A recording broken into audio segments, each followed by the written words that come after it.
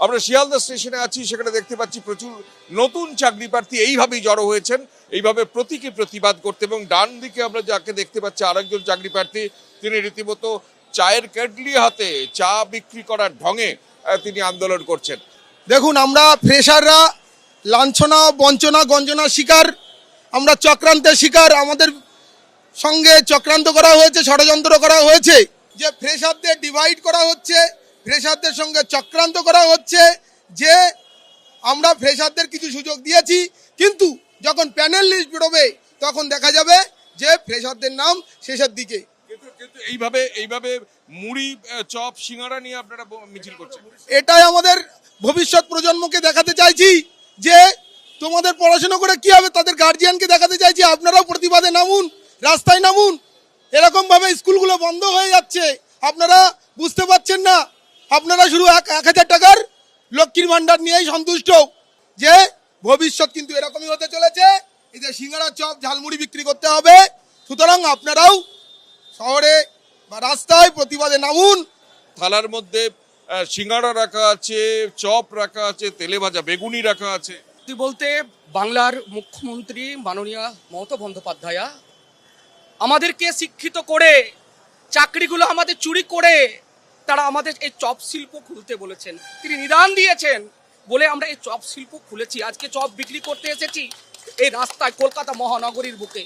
দেখতে পাবেন এখানে 40 ঊর্ধ্ব অনেক ছেলে আছে যারা ক্যাটাগরির জন্য শুধুমাত্র পরীক্ষাটাতে বসতে পেয়েছে, যারা 60 নাম্বার পেয়েছে, যারা আজ পর্যন্ত বিয়ের পিড়িতে বসতে পায়নি। তাদের জীবন চলে গেছে, যৌবন চলে গেছে, আজ মেধাটাও চুরি হয়ে গেছে। এ দায় কে নেবে?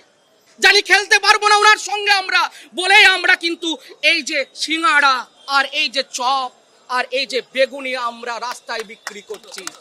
যদি কমিশন এই কালা গেজেট না তৈরি করত, তাহলে কিন্তু এই যে আগস্ট পর্যন্ত সময়সীমা বাড়ানোর কোনো প্রয়োজন ছিল না। কারণ ডিসেম্বরের মধ্যে সমস্ত রিক্রুটমেন্ট হয়ে যেত। কিন্তু এই কমিশন নিজেও চায় যে এই প্রসেস, এই রিক্রুটমেন্ট যত লেন্দি হবে তত দুর্নীতি ঢুকে পড়বে, স্বচ্ছতা তত থাকবে না। কমিশন এটাই চায়।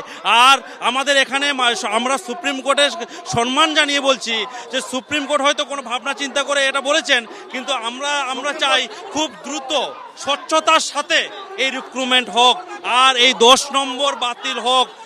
এদিক ওদিক কোনো দিক ভাবেই টাকা দিয়ে চাকরিটা হয়েছে। এই যে টাকা দিয়ে চাকরিটা হয়েছে, যদি এখন ডিসেম্বরে যদি তাদের বেতনটা বন্ধ হয়ে যায়, তাহলে একদম উপর থেকে নিচ পর্যন্ত সব নেতারা জুতো পেটা খাবে, রাস্তায় কলার ধরে তাদেরকে টানবে। তারা যে খেলতে চেয়েছিল তাদের নিয়ে খেলবে। কারণটা হচ্ছে এই যে একটা গভীর চক্রান্ত, এই গভীর চক্রান্ত করে এই সিলেকশন প্রসেসটাকে দীর্ঘমেয়াদী করে ভোটের বৈতরণী পার করিয়ে নেওয়া, তার যে একটা প্রচেষ্টা, সেটাই কিন্তু কমিশনের মূল উদ্দেশ্য। দেখুন, সবার নজর ছিল যেদিকে, যে যোগ্য চাকরিহারারা তারা কি বাড়তি সময় পাবেন, কারণ ডেডলাইন ছিল 31শে ডিসেম্বর। নবম, দশম ও একাদশ দ্বাদশে নিয়োগ প্রক্রিয়া শেষের সময়সীমা বাড়লো। নিয়োগ প্রক্রিয়া শেষের সময়সীমা বাড়ালো সর্বোচ্চ আদালত। 31শে অগস্ট পর্যন্ত চাকরি করতে পারবেন যোগ্য চাকরিহারারা। 2025-এর 31শে ডিসেম্বরের বদলে সময়সীমা বেড়ে 2026-এর 31শে অগস্ট হলো। 8 মাস বাড়ল নিয়োগ প্রক্রিয়া শেষের সময়সীমা। 31শে অগস্ট পর্যন্ত চাকরি করতে পারবেন যোগ্য চাকরিহারারা। 31শে অগস্ট পর্যন্ত বেতন পাবেন যোগ্য চাকরিহারারা।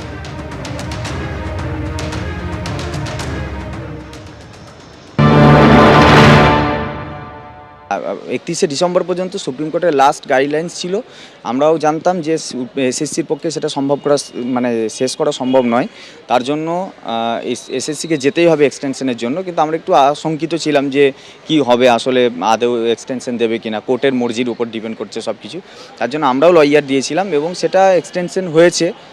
তো তার জন্য স্বাভাবিকভাবে একটু স্বস্তি। কারণ হচ্ছে যদি 31শে ডিসেম্বরের মধ্যে শেষও হলো না, আবার সব কিছু আটকেও গেল, তো সেক্ষেত্রে একটা বড় সংখ্যক শিক্ষক শিক্ষিকা যারা সম্পূর্ণ নিরপরাধ হওয়ার পরেও চাকরি হারিয়েছে, তারা কিন্তু ভীষণভাবে ক্ষতিগ্রস্ত হতো এবং তাদের খুবই ক্ষতিগ্রস্ততার জায়গা যেত। কারণ আমরাও চেয়েছিলাম যাতে এক্সটেনশন হয় এবং আমরাও লয়ার দিয়েছিলাম। তো এক্সটেনশনটা হয়েছে, এটাকে আমরা পজিটিভলি নিচ্ছি। এখনো সুযোগ আছে যারা যোগ্য শিক্ষাকর্মী শিক্ষক শিক্ষিকা আছে এসএসসি 2016 প্যানেল, তাদের যোগ্য তালিকাটা এখনও কান ধরে কলকাতা হাইকোর্টে মামলা চলছে, সেখানে প্রকাশ করলে তারা সেই তালিকা অ্যাপ্রুভ করে সুপ্রিম কোর্টে পাঠিয়ে দেবে, সবার চাকরি ফিরে যাবে।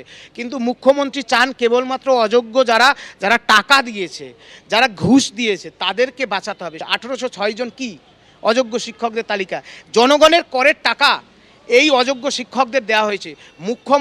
আমি বিচারকদের অনুরোধ করব, সুপ্রিম কোর্ট হাইকোর্ট, যে মাননীয় মুখ্যমন্ত্রীর বিরুদ্ধে শতপ্রণোদিতভাবে ব্যবস্থা নিন। জনগণের করের টাকা খরচা করে তিনি এদেরকে বেতন দিয়েছেন, কেন চাকরি চুরির দায় নিয়ে মুখ্যমন্ত্রীকে গ্রেপ্তার করা হবে না? দেখুন 8 মাসের এক্সটেনশন এরা যে প্রসেসের মধ্যে দিয়ে আমাদের নিয়ে যাচ্ছে SLST 2, তার জন্য প্রয়োজন ছিল এবং এটা যে হবে আমরা জানি। ফ্রেশ সিলেকশন অ্যাফোরসেট পোস্ট, অর্থাৎ 2016 প্যানেলের যে ভ্যাকান্সি ছিল সেই ভ্যাকান্সিতে ফ্রেশ সিলেকশন লিখে নিয়ে আসলো, ফ্রেশ রিক্রুটমেন্ট নিতে পারলো না টাইমের মধ্যে। এই যত প্রক্রিয়া কেবলমাত্র অযোগ্যদের বাঁচাও, নিজেদের গদি বাঁচাও, চাকরি চুরির দুর্নীতি কোনো মিলিয়ে দাও। এখন ভোট আসছে 26 সালের, মিলিয়ে দাও, গুলিয়ে দাও। ওদের চাকরি দরকার নাই, কারণ মুখ্যমন্ত্রী শিক্ষকদের চাকরি দিতে চান না। তিনি সেই টাকা দিয়ে খেলা করবেন, মেলা করবেন, দান খয়রাতি করবেন, ভিক্ষা দেবেন আর যোগ্য শিক্ষকদের মারবেন। কারণ সুপ্রিম কোর্ট বলেছিল যারা অযোগ্য তাদের বেতন ফেরত দেওয়ার কথা, এখনো পর্যন্ত বেতন ফেরত দিয়েছে?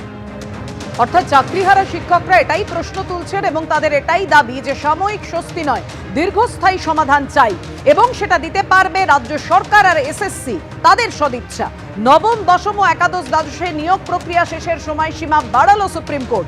31শে অগস্ট পর্যন্ত চাকরি করতে পারবেন যোগ্য চাকরিহারারা এবং সবেতনে। 2026-এর 31শে অগস্ট পর্যন্ত সময়সীমা বাড়ল, 8 মাস নিয়োগ প্রক্রিয়া শেষের সময়সীমা বাড়ালো সুপ্রিম কোর্ট।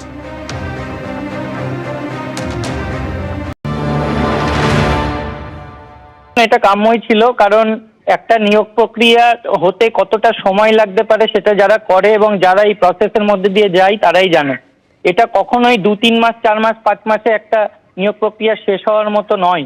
আর যেখানে এতগুলো লিটিগেশন আছে, কোর্টে প্রতিনিয়তই বিভিন্ন ইস্যু নিয়ে কেস হচ্ছে, সেখানে এটা এত তাড়াতাড়ি সম্ভব নয়। সেই জন্য একটা আনুমানিক যে ক্রাইটেরিয়া এবং টাইম লাইন দেওয়া ছিল কমিশনের তরফ থেকে, সেই অনুযায়ী স্বস্তি আমরা এগুলোকে বলে সাময়িক স্বস্তি। আমরা এরকম স্বস্তি চাই না, আমরা চাই চাকরির স্থায়িত্ব। অবশ্যই একটা এক্সটেনশন হয়েছে, যেটা আমাদের মাথার মধ্যে চলছিল একটা টেনশন যে 31শে ডিসেম্বর আর কিছুদিন বাকি, তারপরেই জীবনটা হয়তো একেবারে নষ্ট হয়ে যেতে চলেছে, সেইটা থেকে খানিকটা সময় পাওয়া গেল। এই নিয়ে এক্সস্যান্ডেলে শিক্ষামন্ত্রী লিখেছেন, নবম, দশম এবং একাদশ দ্বাদশে শিক্ষক নিয়োগ মামলায় গুরুত্বপূর্ণ রায় সুপ্রিম কোর্টের। সর্বোচ্চ আদালত নিয়োগ প্রক্রিয়া 31শে অগস্টের মধ্যে শেষ করতে নির্দেশ দিয়েছে, যা মুখ্যমন্ত্রী মমতা বন্দ্যোপাধ্যায়ের সঠিক দিক নির্দেশের প্রতি আস্থার উজ্জ্বল দৃষ্টান্ত। আর এই সময়সীমার মধ্যে আগের শিক্ষকরা আগের মতোই কাজ চালিয়ে যেতে পারবেন। বিচারপতি সঞ্জয় কুমারের বেঞ্চের এই নির্দেশে পরিষ্কার, West Bengal central school service commission স্বচ্ছতা এবং দায়বদ্ধতার সঠিক পথেই এগোচ্ছে।